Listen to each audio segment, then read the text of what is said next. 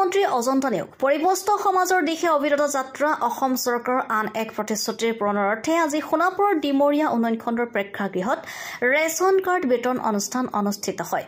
উক্ত অনুষ্ঠানত মুখ্য অতিথি হিচাপে উপস্থিত থাকে মন্ত্ৰী অজন্তা নেওগ, দিছপুৰ সমষ্টিৰ বিধায়ক অতুল বৰা, কামৰূপ মহানগৰ জিলাৰ উপায়ুক্তৰ লগতে বিভাগটোৰ সমূহ বিষয়ববীয়া উপস্থিত থাকে।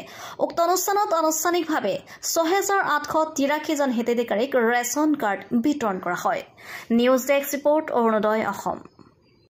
আজি এই সমষ্টিটো ডিমৰীয়া সমষ্টিত প্ৰায় ৬,৯৯৯ গৰাকী মহিলাই এই ৰেচন কাৰ্ড পাবলৈ সক্ষম হৈছে। সঁচাকৈ আমি সকলোৱে আনন্দিত হৈছোঁ যে বহু দিনৰ পৰা এই মহিলাসকল যুৱ মহিলা তেওঁলোকে ন্যায় পাবলৈ সক্ষম হৈছে। আৰু এই আঁচনিখনত ৩টা কথা সংলগ্ন হৈছে।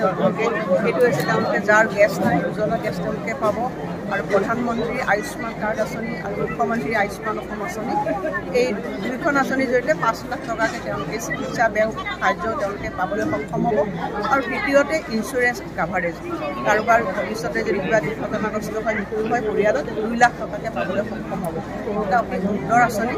আশা কৰিছোঁ যে এই আঁচনিখনে মহিলাসকলক অৰ্থনৈতিক দিশত সামাজিক দিশত সকলো দিশতে সবল কৰিবৰ কাৰণে সক্ষম হ'ব। বাইদেউ প্ৰশ্ন এটা বাইদেউ, ৰাহুল গান্ধী সেইদিনাখন কৈ গৈছে যে ৫ কিলো চাউল দি পেলাই ভোটাধিকাৰ কৰা হৈছে বুলি কৈ আছে বাইদেউ।